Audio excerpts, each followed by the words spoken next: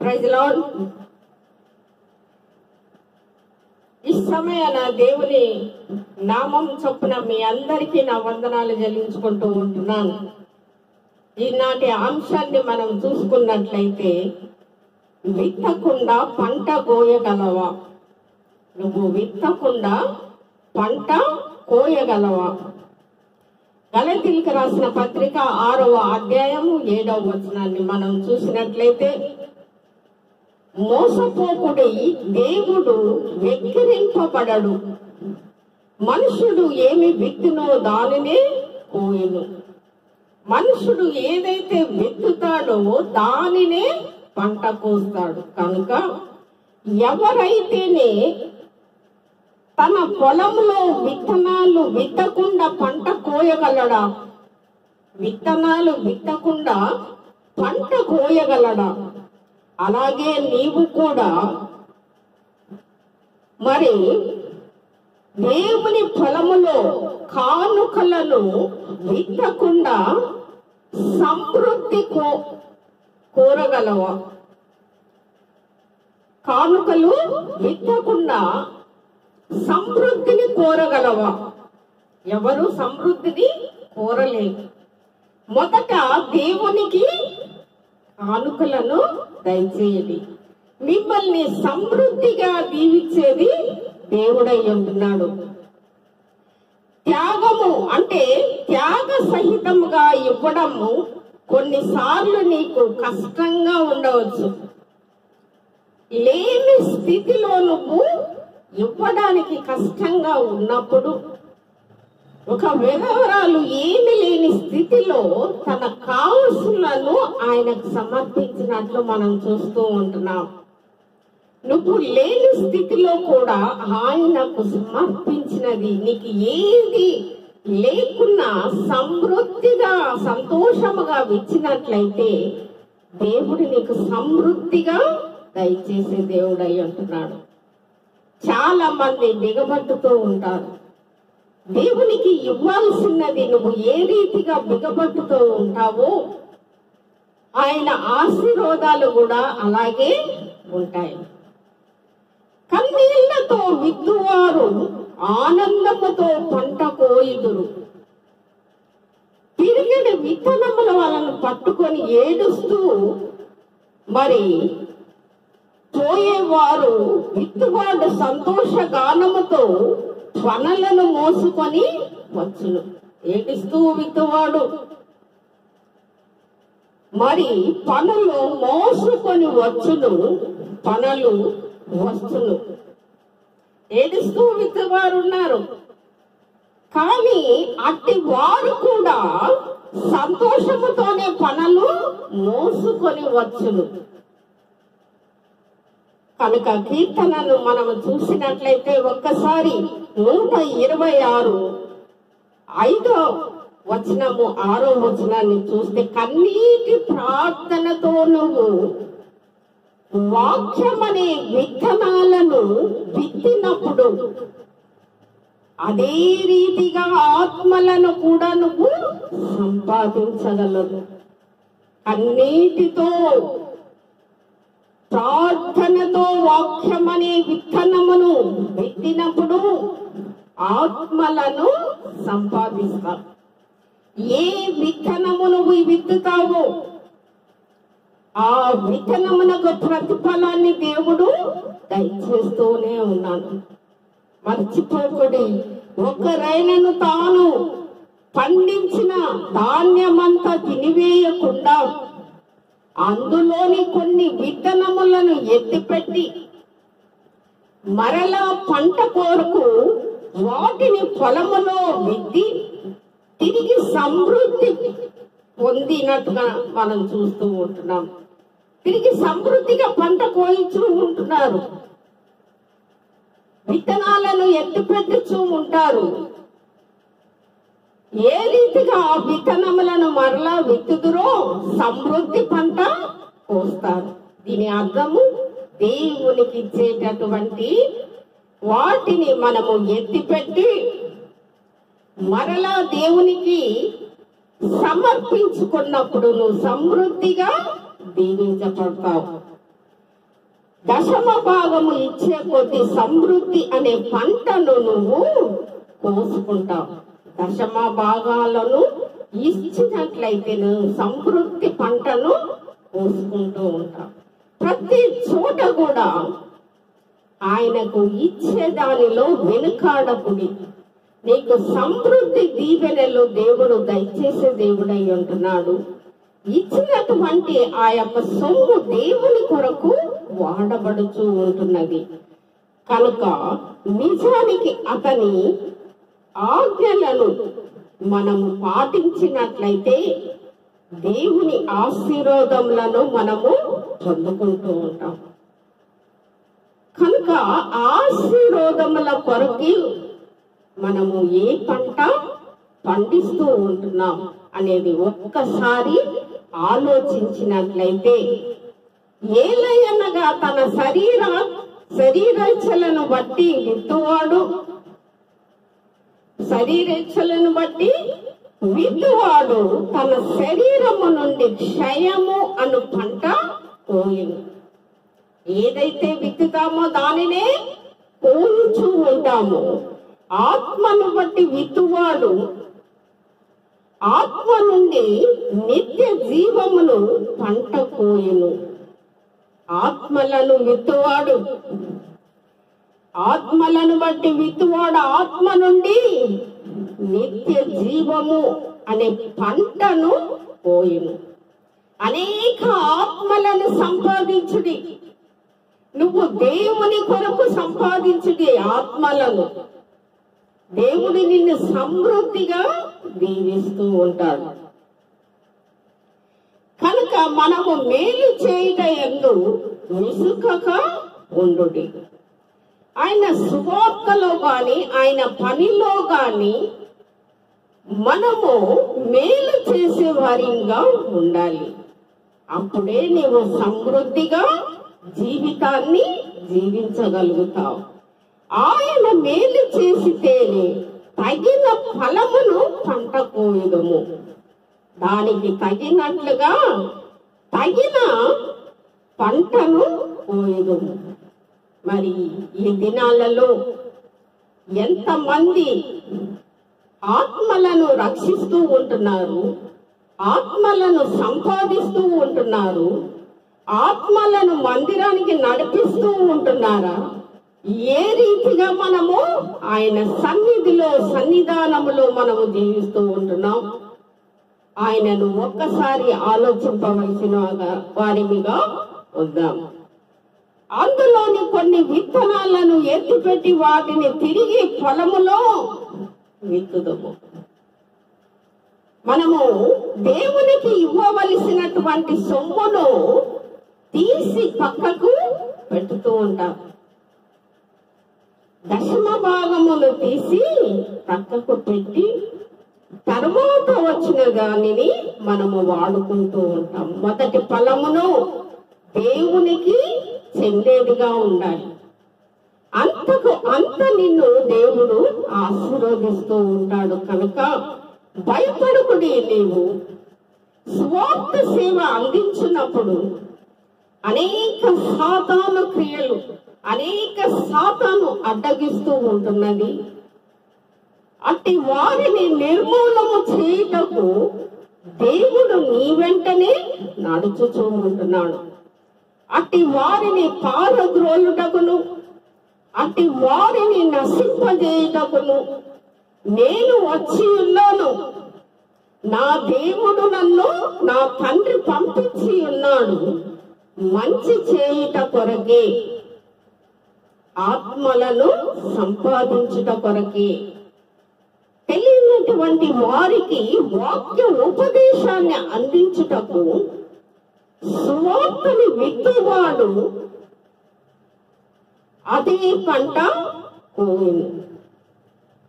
కనుక మనము నీ దేవుడైన యెహోవా మాటను జాగ్రత్తగా విని ఆజ్ఞలను పాటించిన ఎడల, యెహోవా మాటను మనము తిరస్కరించిన వారిమైతే మనల్ని దేవుడు కూడా పట్టించుకోడు. నువ్వు ఎవరో నాకు తెలియదు అని ఆయన కూడా ముఖము తిప్పుకొను. ఆయన సన్నిధానములో ఎల్లప్పుడూ మనము ప్రార్థించే వారిగా ఉండాలి. ప్రార్థన ఎంతో విలువైనది, ప్రార్థన ఎంతో మహిమ కలది. ఎన్నో అద్భుతాలను, ఆశ్చర్య కార్యాలను జరిగించుతూ ఉంటున్నది. ఆత్మ విషయంలో తప్పిపోకుడి. తెలియనటువంటి వారికి దేవుని గురించి తెలియపరచుట మన బాధ్యత అయి ఉంటున్నది. అది తెలియనటువంటి వారు ఎంతో మంది ఎన్నో రీతులుగా మాట్లాడుతూ ఉంటారు. కనుక మీలో బీదలు ఉండనే ఉండరు. యెహోవా మాటను జాగ్రత్తగా వినిన ఎడల మీలో ఎవ్వరు కూడా పేదరికములో ఉండరు. దేవుని మాట ఆలకించండి, దేవునికి ఇచ్చే భాగము ఇవ్వండి. ఎవ్వరు పేద స్థితిలో ఉండరు. సమృద్ధి స్థితిని నేను ఇస్తాను అని దేవుడు మాట్లాడుతూ ఉంటున్నాడు. సమృద్ధి జీవితాన్ని ఇస్తాను అంటున్నాడు. సమృద్ధిగా నిన్ను దీవిస్తా అంటున్నాడు. మరి సమృద్ధిని కోరుకుంటూ ఉంటున్నావా? లోకానుసారంగా మనం జీవిస్తూ ఉంటున్నామా? ఒక్కసారి ఆలోచించుకొనండి.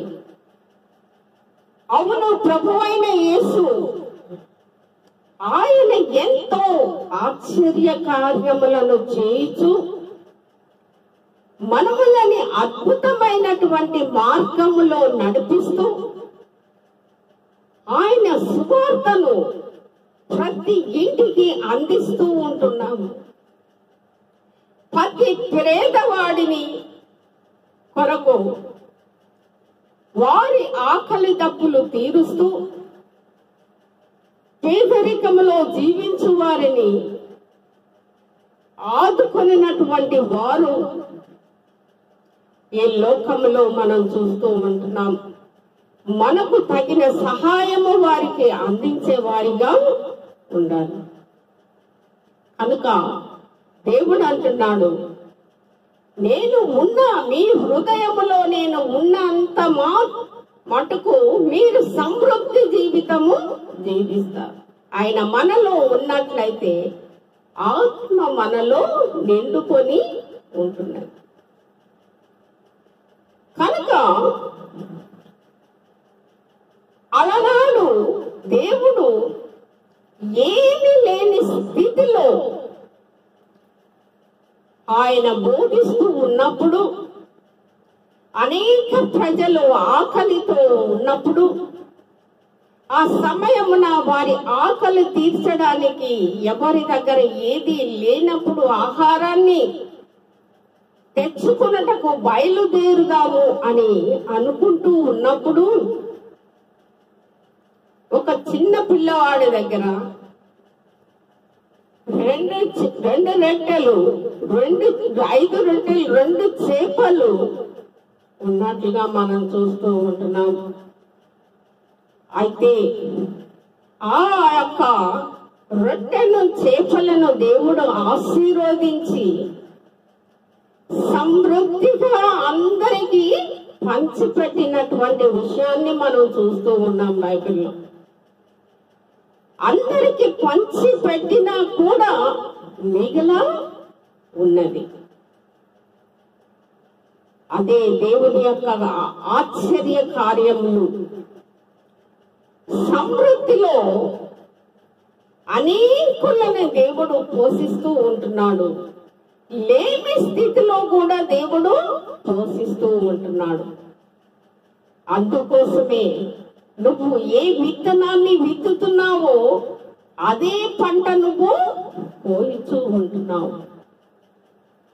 చేదు కాయలు విత్తుతూ ఉంటున్నావా? చేదు పంటను కోస్తూ ఉంటావు. దేవుడు నిన్ను ఎదురు చూస్తూ ఉంటున్నాడు. నీ కొరకు ఆయన నువ్వు మార్పు చెందాలని దేవుని కొరకు నువ్వు వాడబడాలని, దేవునిలో నీ జీవితం గడపాలని ఎంతగానో ఆతృతతో ఎదురు చూస్తూ ఉంటున్నాడు. అందుకని మందిరములో దేవుని పంట పోయింది. ఏమంటున్నాడు? ప్రభువు నేటికి సజీవుడే కనుక ఆయన ప్రతి విషయంలోనూ ఈ సత్యాన్ని నువ్వు ఎప్పుడైతే విశ్వాసముగా నమ్ముతూ ఉంటున్నావో ఆయన నీ పరిస్థితిని కూడా పూర్తిగా మార్చివేసే దేవుడై ఉంటున్నాడు. ఒక్క తలంపు, ఒక్క ఆలోచన నీ జీవితాన్ని మార్చివేస్తూ ఉంటున్నది. నిజమే, మనము ఏ రీతిగా ఉంటున్నాము, ఏ రీతిగా జీవిస్తూ ఉంటున్నాము, ఏ ఆలోచనలో ఉంటున్నాము దేవునికి తెలిసే ఉంటున్నది. కనుక యేసుక్రీస్తు అంటున్నాడు, నిన్న నేను నిరంతరము సదాకాలము మార్పు లేని దేవునిగా యుగ యుగములు ఒకటే రీతిగా ఉన్నవాడు. ఆయన ఏకరీతిగా ఒకే రీతిగా నిరంతరము సదాకాలము మార్పు లేనటువంటి దేవుడుగా మనం చూస్తూ ఉంటున్నాం. మార్పు లేని దేవుడు ఆయన ఎప్పుడు ఒకటే తీరుగా ఉంటున్నాడు. మానవుడు అప్పుడప్పుడు తప్పిపోతూనే ఉంటున్నాడు. నువ్వు తప్పిపోయినప్పుడల్లా దేవుడు నిన్ను తీసుకొచ్చి లాక్కొచ్చి కూర్చోబెడుతూ ఉంటున్నాడు, నీతో మాట్లాడుతూ ఉంటున్నాడు. కానీ నువ్వు దేవుని మాటలు ఆలకిస్తాలేవు. లోకానుసారంగా ఎన్నో మాట్లాడుతూ ఉంటున్నారు, లోకానుసారంగా జీవిస్తూ ఉంటున్నాడు. మరి దేవునికి ఇవ్వాల్సినటువంటిది ఇవ్వలేకపోతూ ఉంటున్నారు. ఆశీర్వాదములు ఎలా మనము పొందుకోగలము? కనుక నువ్వు ఏది ఇవ్వనప్పుడు నీకు ఆశీర్వాదములు కూడా దక్కవు. దేవుడు తన ఐశ్వర్యము చొప్పున క్రీస్తు యేసునందు మహిమలో మీ ప్రతి అవసరాన్ని తీర్చే దేవుడై ఉంటున్నాడు. మీ ప్రతి అవసరాన్ని తీర్చేది ఆయనే. నువ్వు ఇరుకులో బాధలో ఉంటున్నావా? లేమిలో జీవిస్తూ ఉంటున్నావా? కష్టాల్లో జీవిస్తూ ఉంటున్నావా? నాకు ఇంకా ఎవరు లేరు అని జీవిస్తూ ఉంటున్నావా? దేవుడు నేను ఉన్నాను అని దేవుడు మాట్లాడుతూ ఉంటున్నాడు. నేను ఉన్నాను, మీరు భయపడకుడి, సమృద్ధి జీవితంలో మిమ్మల్ని నడిపిస్తూ ఉంటున్నాను. ఇశ్రాయేలీయులు ఎన్నో కష్ట నష్టాలు పడినారు. అట్టి వారిని గుర్తించి దేవుడు మోషే ద్వారా వారిని సమృద్ధిలోకి నడిపించినాడు. మరి ఈ దినాన నిన్ను గుర్తులేదా? నీ కుటుంబం గురించి ఆయనకు తెలియదా? నువ్వు ఏ స్థితిలో ఉంటున్నావో ఆయనకు తెలియదా? ప్రతిదీ ఆయనకు తెలిసే ఉంటున్నది. నువ్వు లేమి స్థితిలో ఉంటున్నావా? నిన్ను సమృద్ధిగా దీవిస్తాను అంటూ ఉంటున్నాడు. కనుక ప్రతి అవసరాన్ని తీరుస్తూ మన తండ్రి అయిన దేవునికి యుగ యుగములకు మహిమ కలుగునుగాక. ఆయన ఎంతో మనల్ని దీవిస్తూ ఉంటున్నాడు. నీ అనారోగ్య స్థితిని బట్టి, నీ లేమి స్థితిని బట్టి నిన్ను అత్యధికమైనటువంటి స్థితిలో నిలబెట్టుచూ ఉంటున్నాడంటే ఆయన కృప అయి ఉంటున్నది. నిజమే, దేవుడు ఎంతో అద్భుతముగా చూసే దేవుడు అయి ఉంటున్నాడు. కనుక మనం చూసినట్ల నీ ధనము కన్నా ఆయన నిన్ను కోరుకుంటూ ఉంటున్నాడు. నీ ధనము కంటే ఎక్కువగా నిన్ను కోరుకుంటాను అని దేవుడు అంటూ ఉంటున్నాడు. ఆయన జీవము గల దేవుడు, స్వరక్తమిచ్చి కొన్న దేవుడు. అందు మాత్రమే నిన్ను నేను కోరుకుంటాను. ముందు నిన్ను నీవు ఆయనకు సమర్పించుకొనుడి. ముందు నిన్ను నీవు ఆయనకు సమర్పించుకొనుము, నేను నీ యందు నేను ఎల్లప్పుడూ జీవిస్తాను అని ఆయన మాట్లాడుతూ ఉంటున్నాడు. కనుక నువ్వు ఏ పంట కోస్తున్నావో, ఏ విత్తనాలని విత్తుతూ ఉంటున్నావో, నువ్వు సమృద్ధిమైనటువంటి జీవితంలో జీవిస్తూ ఉంటున్నావు. నువ్వు మందిరములో అనేక రీతిలుగా ఆత్మల యందు నువ్వు ఏ రీతిగా ఉంటున్నావో ఆయన నిన్ను ఆశీర్వదిస్తూ ఆత్మలను నడిపించుకునే దేవుడై ఉంటున్నాడు. సమృద్ధిగా తన కార్యములను నడిపిస్తూ ఉంటున్నాడు. మానవుడికి చేత కానటువంటి పనులు ఆయన చేసి చూపిస్తూ ఉంటున్నాడు. కానీ ఈ మధ్యలో మనము ఎన్నో ఎదుర్కొంటూ ఉంటున్నాం, ఎన్నో సమస్యలు ఎదుర్కొంటూ ఉంటున్నాం, ఎన్నో రీతిలుగా అవమానపరచబడుతూ ఉంటున్నాం.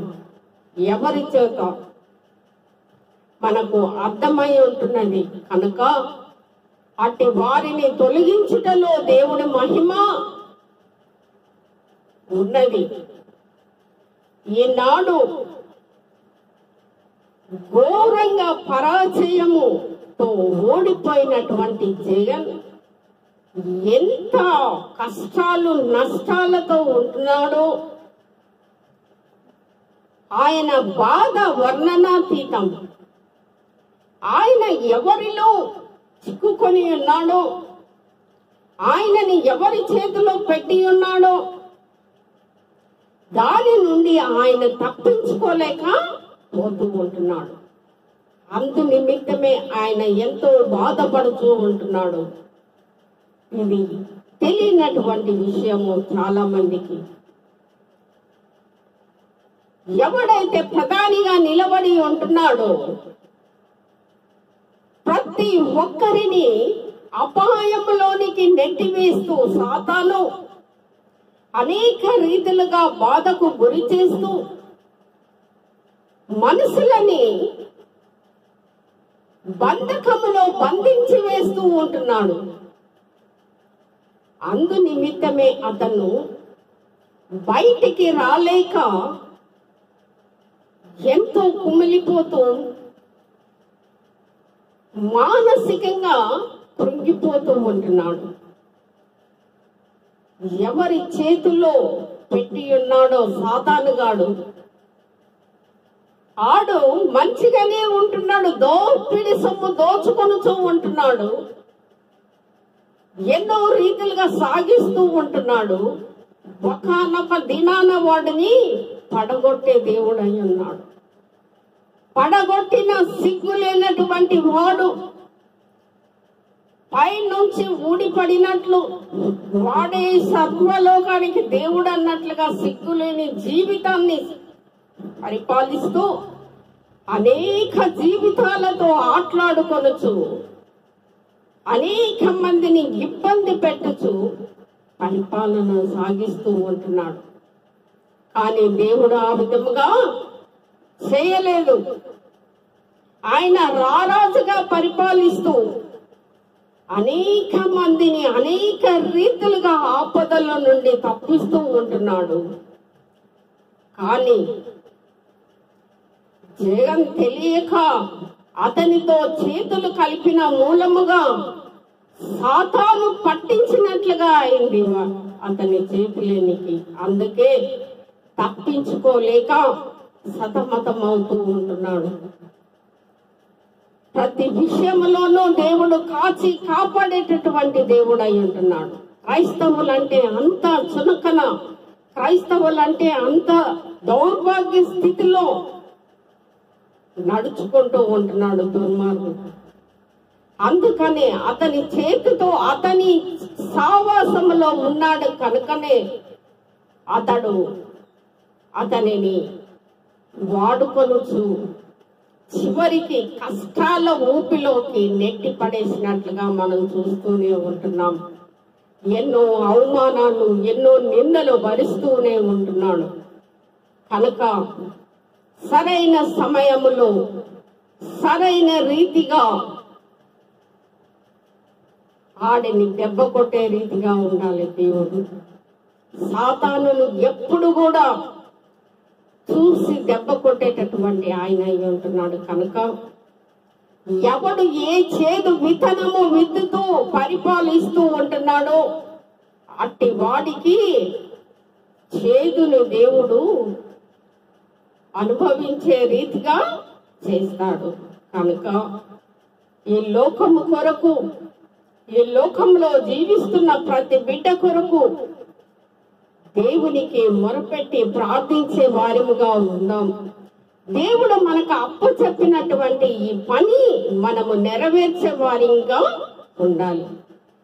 ప్రతి మనుషుడు, ప్రతి మానవుడు దిక్కుదోచని స్థితిలో ఉద్యోగాల కొరకు కొట్లాడుకుని చనిపోయే స్థితిలోకి దిగజారిపోయిందంటే ఎంతటి దుర్మార్గుడు పరిపాలిస్తున్నాడో ఒక్కసారి ఆలోచించండి. వారి కొరకు మనము ప్రార్థిస్తూ దేవుడు త్వరగా మన మొరలను ఆలకించే రీతిగా, మన ప్రార్థనకు బలాన్ని, శక్తిని అనుగ్రహించే రీతిగా దేవుడు మన పట్ల ఆయన ఎదురు చూసే మన యొక్క ప్రార్థన ఫలించే రీతిగా ప్రతి విషయంలోనూ, ప్రతి పనిలోనూ, ప్రతి ప్రవర్తనలోనూ ఆయన మనకు తోడు నీడై ఉంటూ నడిపిస్తున్నటువంటి దేవునికి మనము వందనాలు, స్తోత్రాలు చెల్లించుకుంటూ బాధలో ఉన్నటువంటి వారిని చూసినప్పుడు మనకి ఎంతో బాధ, దుఃఖకరముగా ఉంటున్నది. కనుక ప్రతి ఒక్కరి గురించి మనము ప్రార్థన చేస్తూ వారి యొక్క పనితీరును బట్టి మనము ప్రార్థించే వారిగా ఉందాం. అలాంటి కృప దేవుడు మనకి దయచేయునుగాక. ఆమేన్. ప్రార్థించుకుందాం. పరిశుద్ధుడ, పరిశుద్ధుడ, మిక్కిలి కనికరము గల మా పరలోకపు తండ్రి, నీ పాదములకు వందనములు, స్తోత్రములు దేవా. ప్రతి విషయంలోనూ నువ్వు కాచి కాపాడుచు అనుక్షణము ఆపదల నుండి తప్పించేటటువంటి దేవుడివి. కనుక నా ప్రభువా, ఒంటరిగా జీవిస్తున్నటువంటి, ఒంటరిగా నా ప్రభువా ఎన్నో రీతిలుగా కష్టాలు అనుభవిస్తూ బాధతో కుమిలిపోతున్నటువంటి మీ యొక్క బిడ్డను నా ప్రభువా చుట్టూ నీ దేవదూతలను కంచెవేసి నా తండ్రి ఏ ఊపిలో పడిపోయినాడో, ఎవరికి అప్పచెప్పి ఉంటున్నాడో ఆ బిడ్డను కాచి కాపాడమని ప్రార్థిస్తూ ఉంటున్నాం. అటు వారి పట్ల మీరు దయ, కనికరము, జాలిని చూపించండి. ప్రతి విషయంలోనూ మీరు ముందుండండి, ధైర్యపరచమని ప్రార్థిస్తూ ఉంటున్నాం. ఎన్నో రీతులుగా నా ప్రభువా ఈ లోకంలో మార్పులు చెందుతూ ఎన్నో రాజ్యములు నా ప్రభువా ఒకరికి ఒకరు యుద్ధాలు చేసుకొనొచ్చు, చనిపోవచ్చు. అనేక రీతిలుగా కష్టకాలంలో నివసిస్తున్నటువంటి ప్రజలు భయాందోళనలో గురైతూ ఉంటుండగా నా ప్రభువా మరి సుఖ శాంతులతో, సంతోషాలతో జీవిస్తున్నటువంటి పరిపాలకులు నా ప్రభువా అట్టి వారిని గద్దించమని ప్రార్థిస్తూ ఉంటున్నాను. అట్టి వారి హృదయములతో నువ్వు మాట్లాడమని ప్రార్థిస్తూ ఉంటున్నాం. ప్రతి ఒక్కడిని నా ప్రభువా అణగద్రొక్కండి. యవ్వన బిడ్డలు ఎదురు చూస్తున్నటువంటి ఉద్యోగములను వారికి దక్కునట్లు సహాయం చేయమని మా ప్రభువు, మా రక్షకుడైన యేసుక్రీస్తు నామమున పేట అడిగి వేడుకొనుచున్నాము తండ్రి. ఆమేన్. చూసినటువంటి ఈ వాక్యమును ఇతరులకు షేర్ చేయండి, సబ్స్క్రైబ్ చేసుకోమని మరొక్కసారి మీ అందరి కొరకు ప్రార్థిస్తూనే ఉంటాను. ఆమేన్.